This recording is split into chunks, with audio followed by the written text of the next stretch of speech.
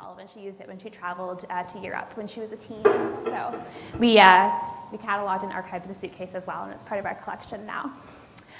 So when we're talking about archival practice in Canada, we're actually coming from the French tradition of archival practice. So we use the word fond a lot, and it's pronounced without the S, not fonds, like the fonds, but fond. And this really means sort of the whole or the totality of someone's archive.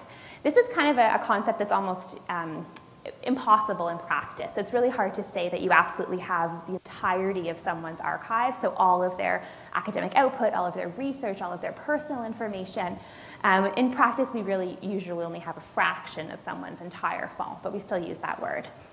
Outside of Canada, this is sometimes referred to as a records group. This is often used more in corporate type of records. So thinking about a records group of an organization, their administrative records or organizational records. And it's also sometimes erroneously referred to as a collection. In Canada, we use the words fond and collection differently. So a fond is something that is organic.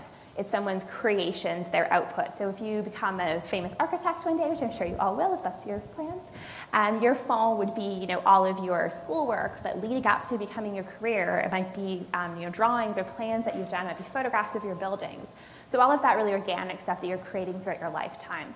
And a collection might be, if you become an architectural historian, perhaps you collect, like samples of woods from buildings all across Ontario, for instance.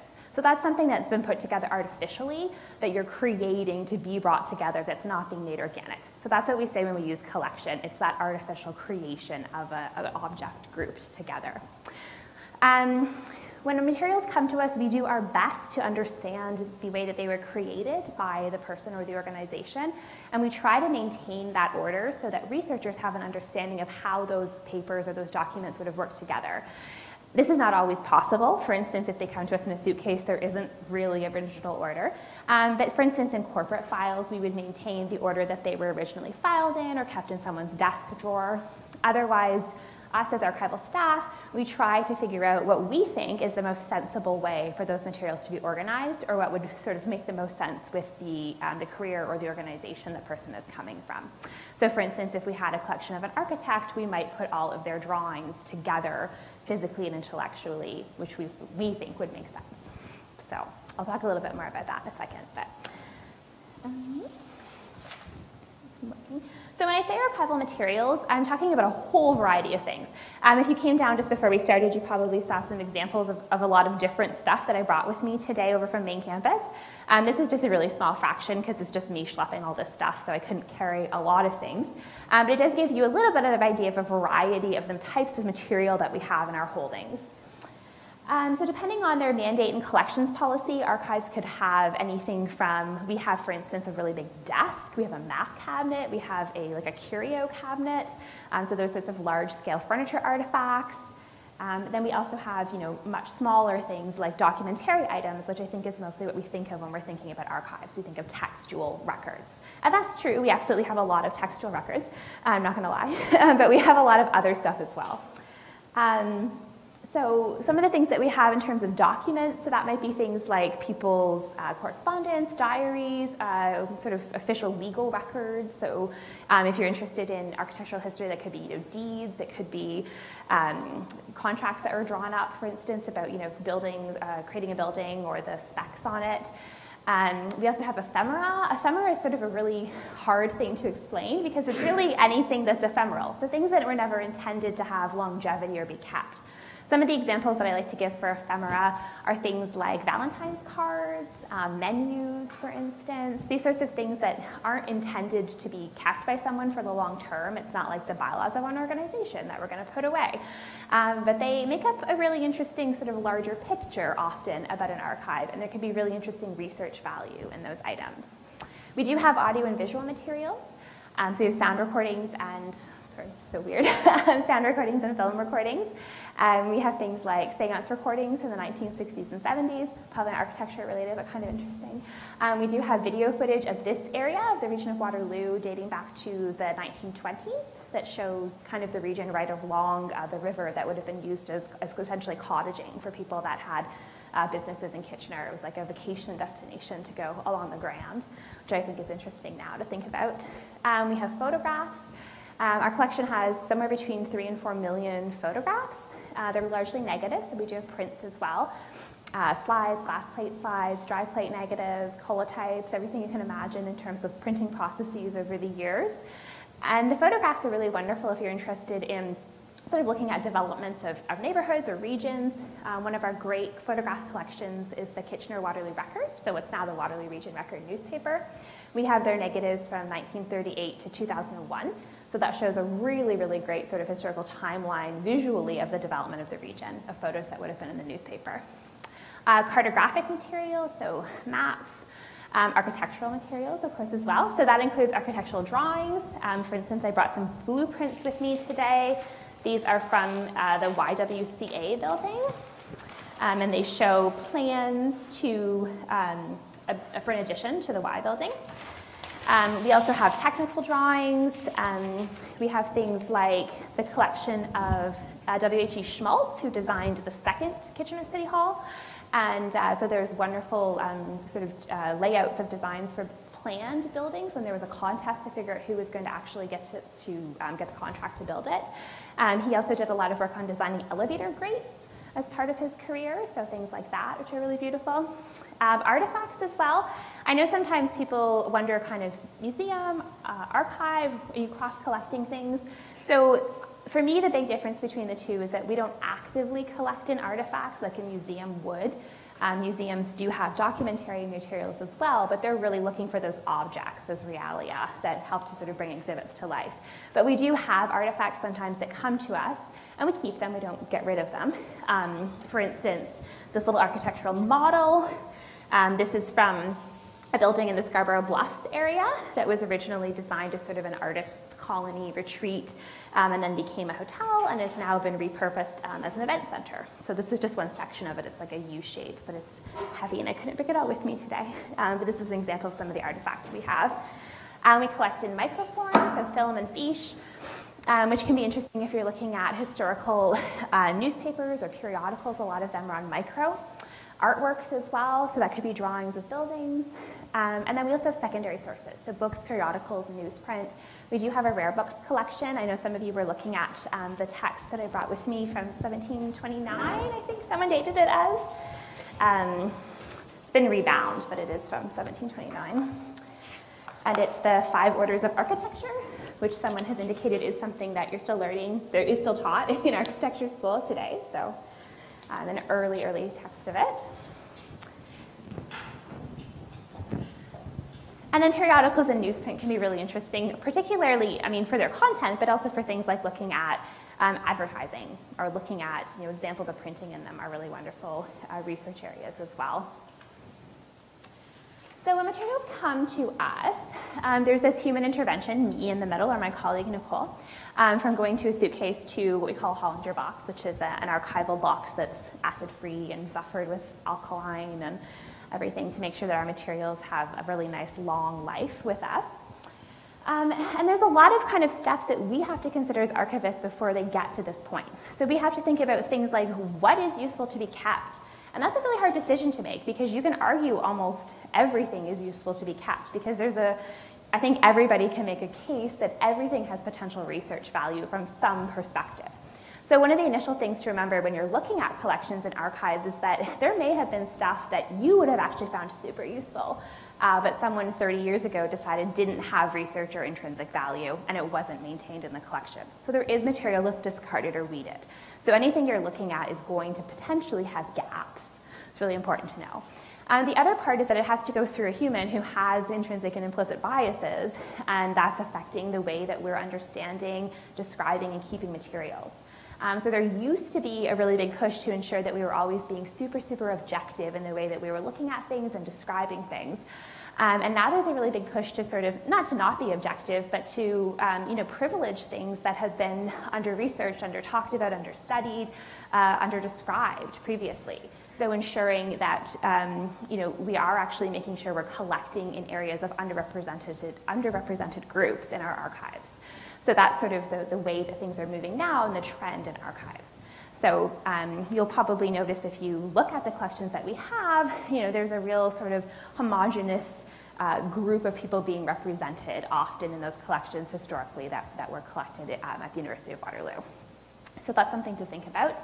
The other things is things like the way that we're limited by the profession, so things like subject analysis. There's these systemic issues in the way that we are limited by the catalog, for instance, in the library. So when we have materials that come in and we assign them, when you search in the library for like a certain subject in the catalog and books come up, we're limited to a certain group of subjects that we're allowed to use.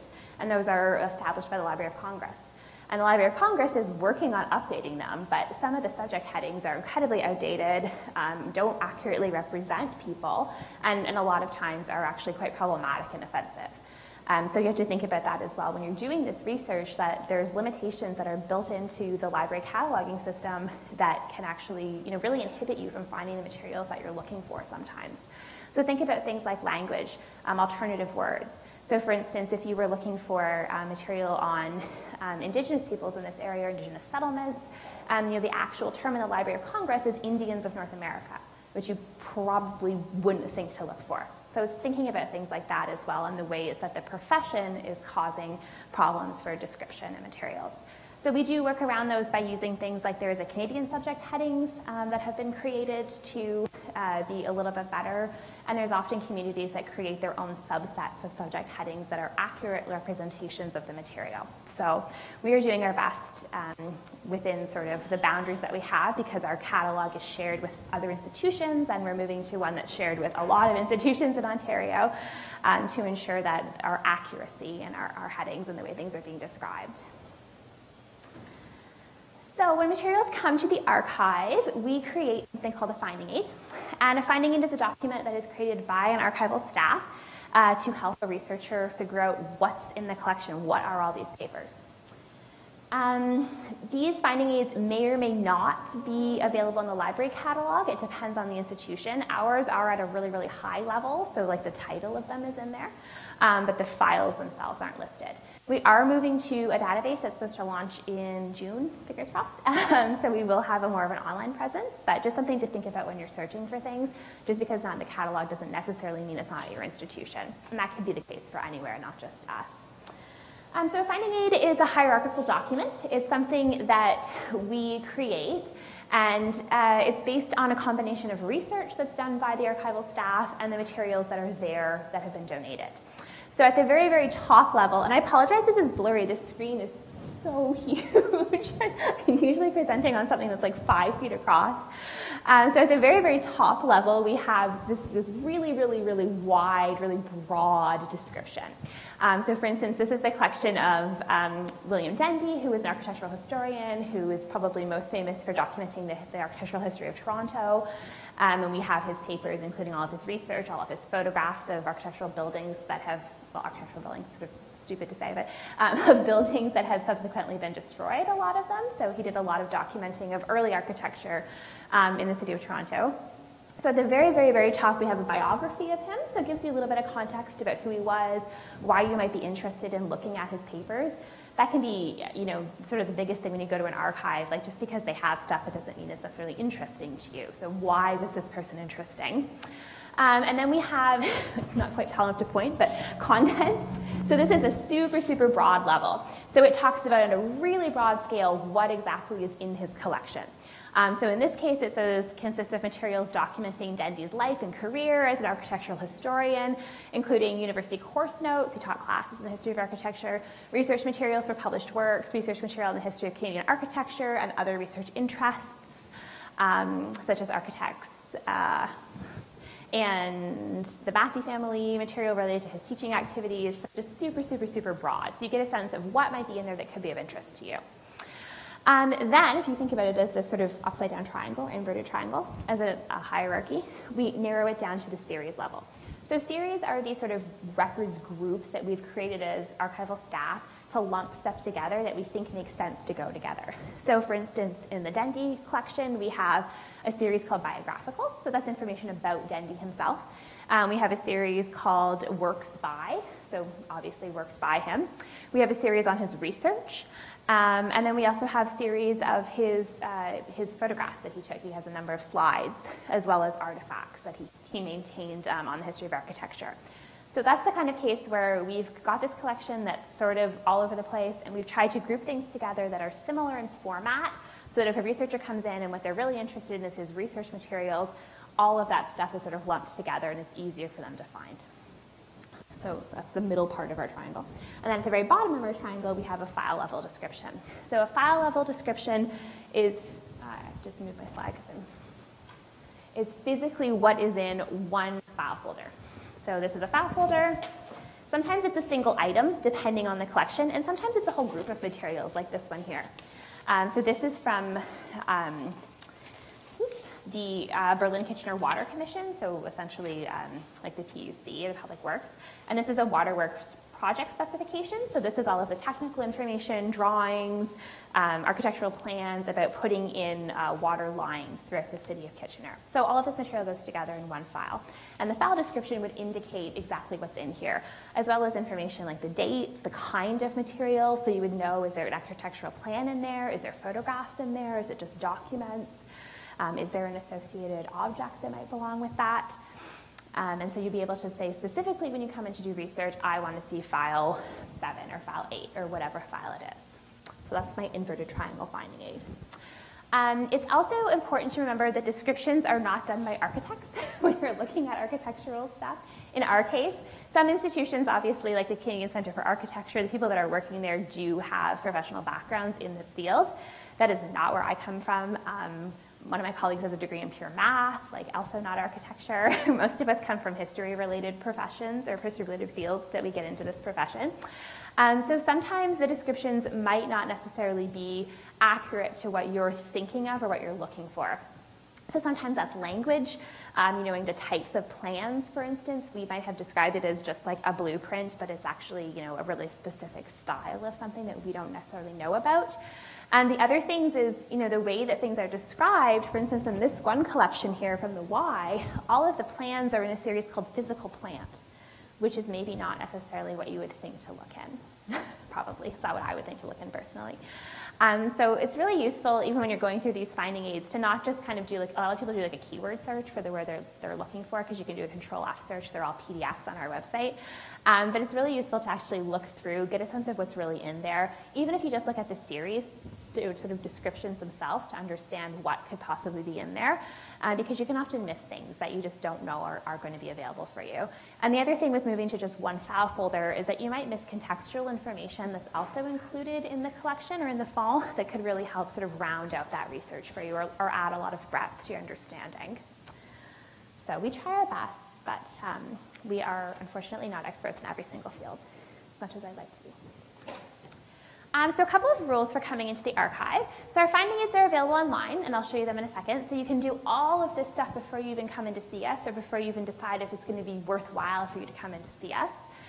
When you do come in, like I said, you don't have to contact us in advance, but it's not a bad idea. We can help you out with making sure stuff's already pulled for you by the time you get there, which is really nice, because you do have to wait for us to go retrieve it from the back.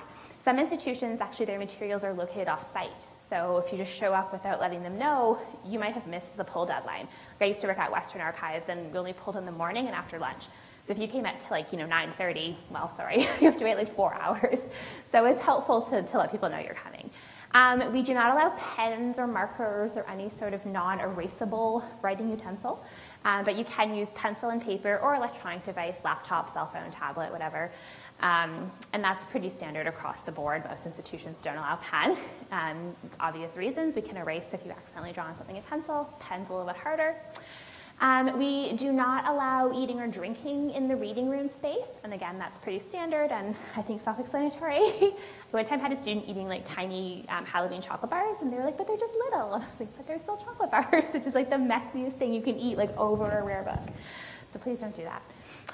We don't allow bags or backpacks in the reading room, so we do have lockers at our institution. You can lock your stuff up, you take the key with you, it's all secured, and you can bring with you into the reading room anything that you need to do your research. And again, that's pretty standard for most institutions. Good things to do are to ask about reproductions before you just take a picture of something. There's a couple reasons for that. One is, of course, we are bound by copyright legislation. Whatever we feel about that, it is the law. Another reason is that we can actually help you out with reproduction. So if you are looking for something that, A, we own the copyright to, B is in the public domain, or C, you are doing reproduction for the purpose of research and private study, we can make really nice scans for you. We have an overhead scanner. We've got high quality flatbed scanners. So talk to us about it, and we're always happy to do that. There's no charge, and we can get it to you usually like that day or the next day. Yeah, sorry.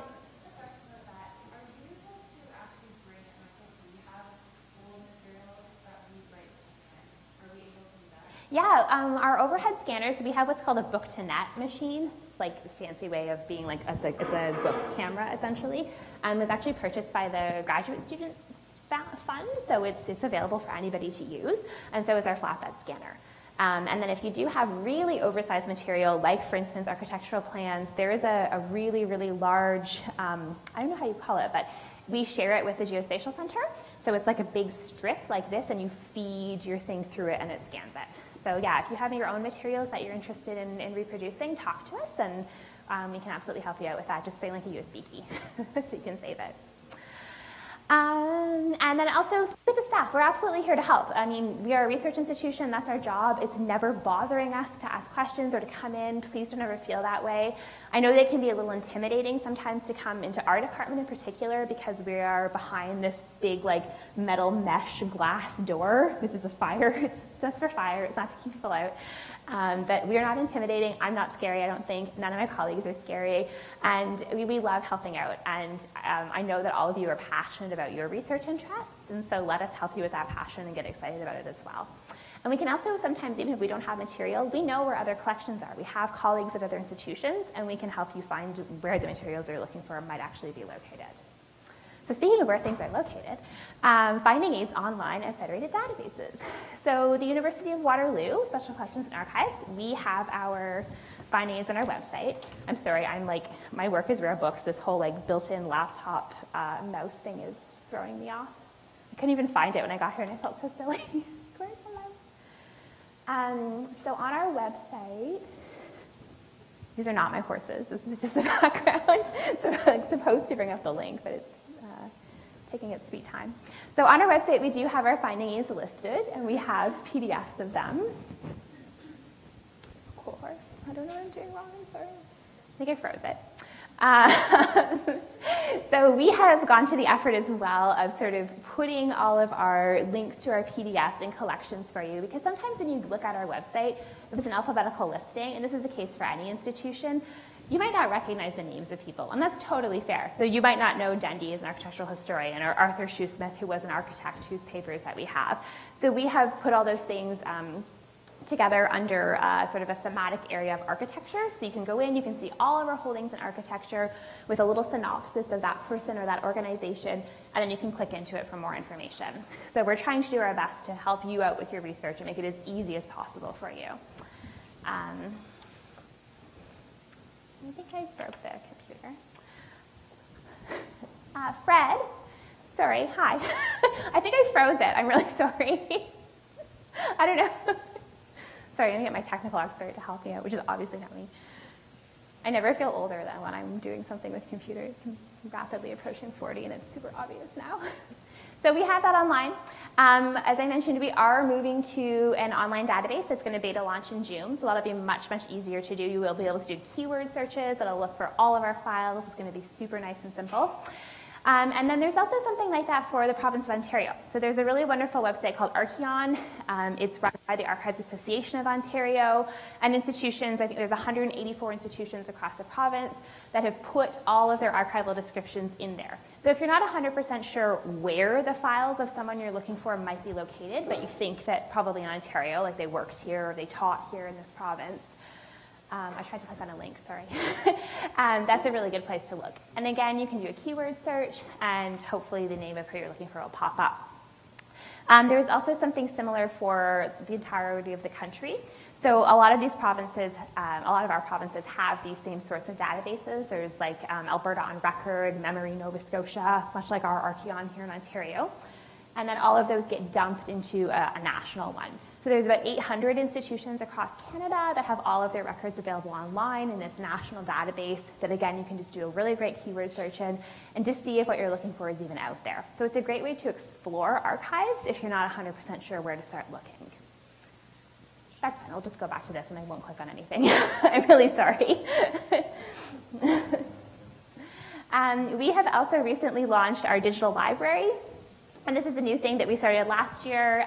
It's still it's officially launched, but we are still adding stuff to it all the time. So it's where we have made scanned information or scanned materials, text, photographs, etc., available online for you to look at. They're high quality scans. You can really use them for research for the most part. There's not everything that we have on there, of course, but it is a selection of some of our most popular materials that are often requested by students or by the community. So a good portion of the early photographs from the record collection are on there. If you're interested in this region and sort of post-war development, that's a really nice place to look. And then we are in the process of scanning a lot of early maps from the region as well, dating back to the 1830s, and getting them up there as well that document the planning and the development of Kitchener-Waterloo. That's the next thing on our agenda to get online. Other places to look that are really great are the Archives of Ontario, of course. If there's a big name architect or a big name firm, that's a good place to look for their collection or their papers. They scoop everything before us, smaller people. And the City of Toronto Archives as well has a really, really wonderful historical architecture collection on their website. The Archives of Ontario has a relatively decent website to use. It's quite user-friendly, and they have nice research guides for things like architecture, so it's really useful for that as well, to sort of play around with a little bit if you're kind of wondering what's out there. So I was going to do a little activity because I was going to show you our website and how to use it, but apparently that's not possible. So I won't pressure anybody, but if you want to look on our website, on the left-hand side, we have our collections listed, and you'll see that we have thematic areas, and there's an architecture thematic area. And in one of the collections on there, you would be able to find the information about what year the log cabin on the Strong family farm in Edgeley, Ontario was built. So I'll give you like 5 minutes. And if you don't find it, it's totally fine, and we'll have a draw for my prize at the end. Or maybe it's not that exciting, anyone wants it anyway, so. So I'll give you a hint. This is in the papers of someone who was an architectural historian, and they did a lot of research on wood buildings in Ontario in specific. That was their research area.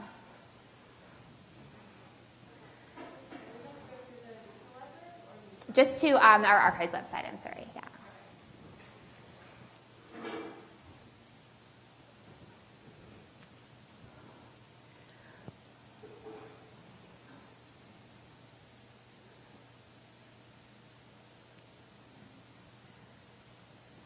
Has anybody found our website to start with? Or are you just Googling this question?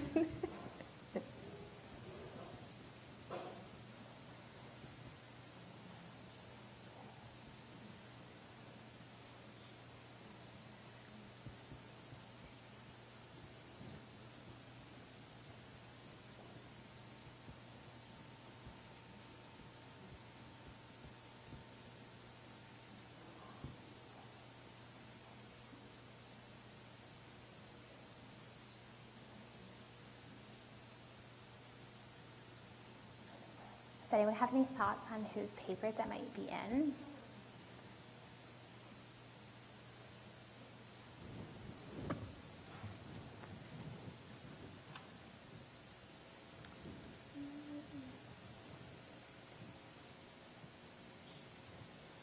So on our left-hand side here, there's collections.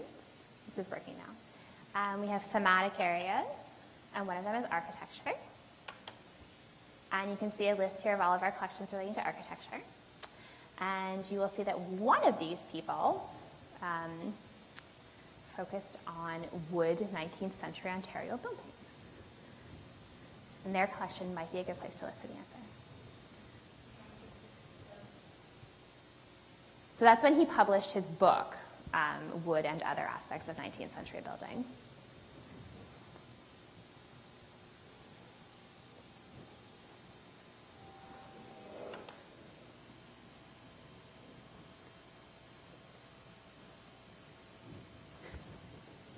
It's like lots of clues.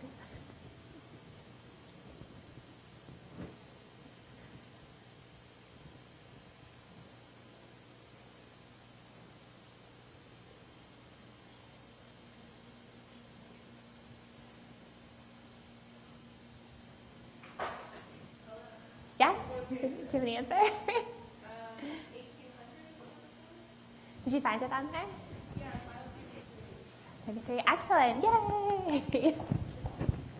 So you win our really exciting prize, congratulations, of this an illustrated history of the city of Waterloo. So it's a nice historical book, has lots of pictures, lots of information.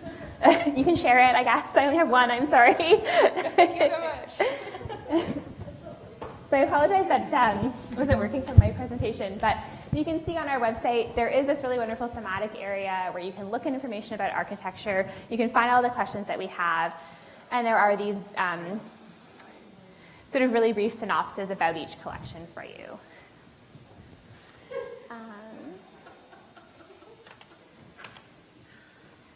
So I'm just going to talk really briefly, if I can figure out how to make this work again. So I know that there was a session on copyright that some of you probably attended. So I don't want to talk too much about copyright, but sometimes when you're working with archival materials, determining copyright can be really difficult.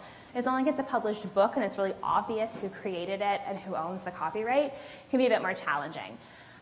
So copyright for us, if it's an architectural work or it's a drawing of an architectural work, it's the life of the author plus 50 years for the remainder of the calendar year in which they die is the term of copyright.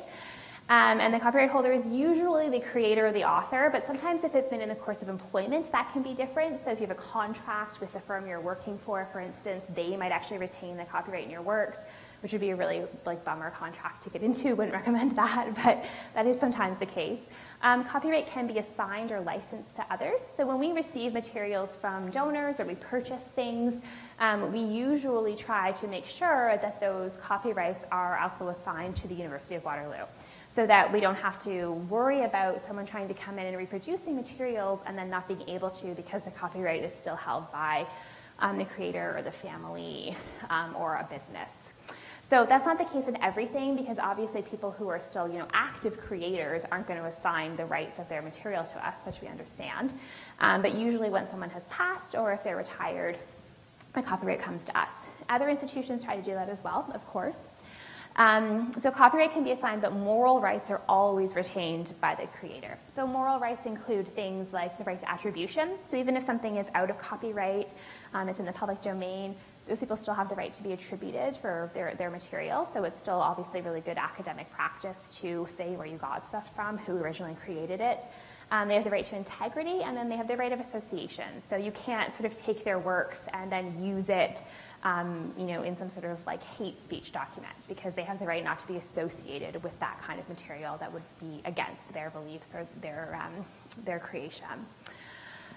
So for us at the university, if you have questions, we're happy to answer them about copyright. We know which ones we hold, obviously. And then the hard part is that we can't give out donors' information to people. But what we can do is we can contact the donor or the original creator if we know who it is. We can give them your information, and then we can all cross our fingers and hope that they contact you back and that they say yes about allowing you to use the materials. Sometimes that's hard, and it's really hard to track people down. We have that case with William Dendy, for instance. He passed away without having any heirs or any family. Who was an architectural historian who I showed earlier the finding aid of. And so we're kind of in a weird position where we don't know who owns the copyright. We can't find anybody in the family, but he hasn't been deceased for 50 years, so it's not in the public domain yet. So, yes, sorry. It's like a overall question about copyright. What happens when you take something, modify it, and then how does the copyright change in that case? Can you use it to modify it? It sort of depends on how much you modify it, which is sort of a tough line to draw. So there's not kind of a specific thing that says, if you change it, in 15 different instances, it becomes a new creation. But yes, if you modify things substantively enough that it becomes its own unique work, then it is a new object and it is your copyright now. So in Canada, you don't have to go and register your copyright. Anything you create, something that's in a sort of a definitive final format, is under copyright just automatically. So as long as you're modifying something enough to be considered a new thing that wouldn't infringe on the original creator's monetary rights, so someone wouldn't be buying yours instead of theirs, for instance, or it's not, again, like it's not infringing on their moral rights, then it would become your new object. So there's a really good example of this. Actually, I should have brought it. It's on the Stanford copyright blog. It's kind of interesting. And a t-shirt designer used a picture of a face of a local politician, and his photograph was like on the politics site. And they kind of washed it out and made it just one color, and then they put like a slogan on it and then sold it as a t-shirt. And the sort of the original photographer was like saying, oh, like was objecting that it was using their copyright, but it was found by the Supreme Court that it was modified enough that it had become its own unique object, and that there wasn't any infringement on that person's financials because nobody was buying like this, you know, cool t-shirt instead of like a portrait photograph of this politician. So yeah, it's a hard line because a lot of times in the legislation they say words like substantive. Well, substantive is really, there's not a specific amount of material or money or something that's substantive. So yeah, it's like just cover yourself is the basic kind of like rule with copyright. Make sure you're doing your best to ensure that you're not breaking it. So user rights, we do have user rights in Canada, and they're pretty decent. Fair dealing is the biggest one that we talk about. So you are allowed to make copies, not necessarily reproduce them or sell them, but you can make copies of something for the purposes of research and private study is the big one that comes up in education. So if you're making a copy of something because you want to take it home and write your thesis later, that's fine. For education, so if you're making materials for the purposes of teaching, if you go into academia like that, for parody, for satire, for criticism, so you can reproduce, you know, snippets from a text if you're writing a critical review of it, or you're parodying it, or you're satirizing it, and news reporting and review. So those are all reasons that you can make a copy. And we have this sort of, this is from the University of Waterloo Library. It's a little bit of a workflow about fair dealing to try to determine if the copy that you're making is as fair as it can be. So if you're doing it for your own purposes, like that's totally fine. It's fair. You're not giving it out to people. You're not then like binding it and selling it as like an archive research book or something to your friends. But for instance, if the purpose that you're making it for is commercial, that's not fair dealing. That's really unfair. If you're making multiple copies that you're handing out, that's not fair. If it's an entire book, like that's a little bit less fair. If it's just the section that you need for your research, that's pretty good. Oftentimes universities will throw around 10% or one chapter of a textbook or something. That's not the law. That's a university's fair dealing policies that they put into place. That is not the law of Canada. So just be aware of that. Don't feel like you're breaking the law if you're copying more than 10% of something. I'm very user rights focused, so apologies to anybody that's very into like copyright. But there are, if you're coming to our institution or to the university, to the archives and copying stuff for your own purposes, that's usually pretty fine. The other way that you can make stuff is user-generated content, UGC, which is often called the YouTube or the mashup clause in legislation. And this gives users the right to use publicly available works, to create a new work and use that new work. So this is something, like it's called the YouTube clause or the mashup clause often because it's like people on YouTube making these like mashup videos of songs or of videos or things like that. And you're allowed to do that. So there is this exception in the Canadian copyright legislation. And as long as the content is some form of work, so literary, artistic, dramatic, musical, that would be eligible for copyright protection, so anything created in the last period of 50 years before the author's death, and it's sort of that's built upon or integrates the copyright protected work of another work. You're creating a new work, and you're allowed to do that. So there are conditions. It can't be commercial. So you can't like put a bunch of songs or a medley of an artist together and then sell it as a CD. That is not allowed. You have to source the, you have to credit the source and the original author. So you do have to say where you got the original materials from. The new author must believe that the original work was not infringing on copyright in the first place. So if you're making a mashup from something that you know is somebody else stealing someone's song, you're not allowed to do that. And the new work will not substantially adversely affect the market for the existing work. So again, it's that word substantially, that's sort of hard to say. But if you believe, for instance, that your mashup is going to be like so hugely popular that no one is going to be buying, I don't know, like Taylor Swift or whatever CDs anymore because your mashup of her work is so good that it's going to affect her financial gains, then it doesn't count as being fair. So, yeah. Can I just ask a question? Yeah. For example, let's say you made the architectural animation and you put a music track to it. That was released like 3 years ago. In this case, what would be the process to get the permission? Like, do we need to actually ask them, or is it enough to just credit them? So are you planning on selling it, or is it just for like class? Like educational thing or a portfolio. So I'm not a lawyer, so I have to preface by saying that. I can't give you legal advice, but I believe that that would fall under the user-generated content. And as long as you were crediting where the music came from, and you weren't trying to sell it, you're not, it's not going to infringe on anybody's financial or monetary rights, then it shouldn't be problematic. So, but again, not a lawyer. But there are lawyers out there, obviously, who specialize in copyright if you're concerned, or you do intend on ultimately using it in some professional capacity, that you could go, you could talk to, or you could find out about licensing the song. That's often what happens is like things like music or images like Mickey Mouse or whatever. The original creator retains the copyright, but they license it for a fee to someone else to use it. So oftentimes if you see, I don't know, like, t-shirts with famous people on them or cartoons or whatever, that company that produces that clothes has been licensed to use that image, and they pay something to the original copyright owner. So same with music, when you hear it in commercials or TV shows, they're paying a fee for that. But I think in this case, because it's not commercial, or because it's for education, you wouldn't necessarily have to pay a fee or worry about that. So finding the copyright holder, this can sometimes be really challenging. So the first thing to do is make sure you actually need to go to the effort of seeking permission. How much of it are you using? Why are you using it? Like, are you reviewing or criticizing something? Then you're good under fair dealing. Has it expired? Like, is it in the public domain now? And are there licenses in effect? So sometimes universities, they pay money to groups like Creative Commons or Access Copyright. And Access Copyright is sort of a group of artists, and they're all represented by Access Copyright, and the university pays a fee to Access Copyright to say that we can use their materials.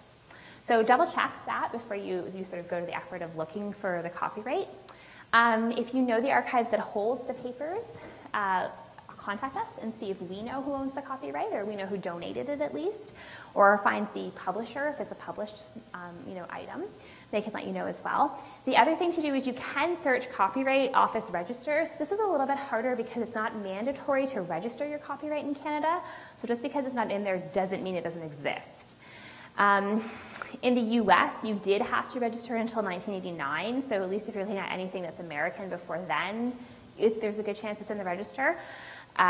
If you are creating material and you do want to register it, though, you can in Canada. It's optional, and it's a really great way to sort of help protect your copyright because you can, it's good proof, right? Sometimes people create things, I'm sure you've all heard like patent disputes where like two creators on opposite sides of the globe are making the same thing at the same time. They're like, no, I made it first, you're stealing my idea. So if you registered your copyright, you can go and improve like, 2019, this was mine. So just something to think about for the future. If you're creating things, it's a good thing to do. And then students, like in 20 generations, don't have to be like, oh my God, who owns this thing? It helps everybody out. What can you do if you can't find the copyright holder? One thing to do is to revise. So consider if it's worth the risk of using copyrighted material in your work. When you go to publish your thesis, because you'll have to publish it or submit it online, you are actually publishing it, and that's a form that we don't have an Access Copyright license about. So anything that you're publishing on there, you need to make sure that you've done your due diligence and that you're not breaking copyright legislation. You can include a statement. This is sometimes called a takedown statement. We do this a lot in the archives when we have material that is old and we're pretty sure it's in the public domain unless someone has lived to be like 117, which is possible. So we don't want to, do anything that wouldn't suggest that. So we put materials up and then we have a statement saying like, if this is your work, let us know and we'll take it down. So that's sort of a safe bet for working with historic materials when you're pretty sure it's safe, but you can't prove it for sure by finding someone's death date. The other thing is to obtain a license from the Copyright Board. So if you have done every single possible effort and you can show that, you can apply for a license with the Copyright Board. So this takes time and it usually involves a fee. So it's definitely not something to do at the last minute. Make sure that if you have to get this step, you've tracked down everything you possibly can and do this well in advance. So that would be like my very, very last suggestion. A little bit different from copyright is trademarks and patents. So trademarks can be registered for a distinct feature. So for instance, the Apple Store design is a trademark of Apple. That's what they actually submitted. Primarily glass storefront, rectangular recessed lighting traversing the length of the store ceiling, cantilevered shelving and recessed display spaces along the front side walls, rectangular tables arranged in a line in the middle of the store, parallel to the walls and extending from the storefront to the back, multi-tiered shelving along the rear walls, and an oblong table with stools located at the back of the store below video screens. So you cannot build another store that looks just like that because this is a registered trademark of Apple. And this has actually, they had to fight for this. I think they submitted, guess, right? That's a good question. I think I have it written down somewhere actually because it's sort of interesting because it took them a while. Because they have designed almost like this before. Tables were kind of designed. It is. It's true. When you have something that's so distinct, right, to make a change like that. I believe that they had to try 3 separate times to get the trademark because what they had originally submitted as a design was too vague. Like it wasn't sort of specific enough to trademark that style. So they had to keep sending it back to the trademark office before they decided that that was distinct enough that it could be trademarked.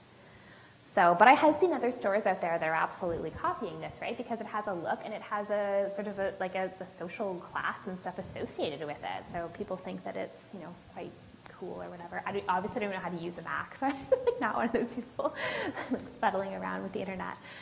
Functional aspects of architectural design are protected by patents. So if you're creating a new process, a machine, if you create a new composition of matter, I don't even know what that could possibly be, but like a new type of press board or something, you can file a patent for that, and those are good for 20 years, and then the patent is up and anybody can use your design after that. So I think trademarks are really interesting, particularly in your field, right? Because a lot of the work that you're doing, you could actually trademark your distinct design elements in your works. So I've left time for questions if anybody has any, and also if you want to look at any of the materials that I brought with me here today and you didn't have a chance this morning to come and look at those as well. So what questions, if any, do you have? Yes? Any tips for research abroad? I would say a good tip for research abroad is absolutely don't just show up, like definitely contact in advance.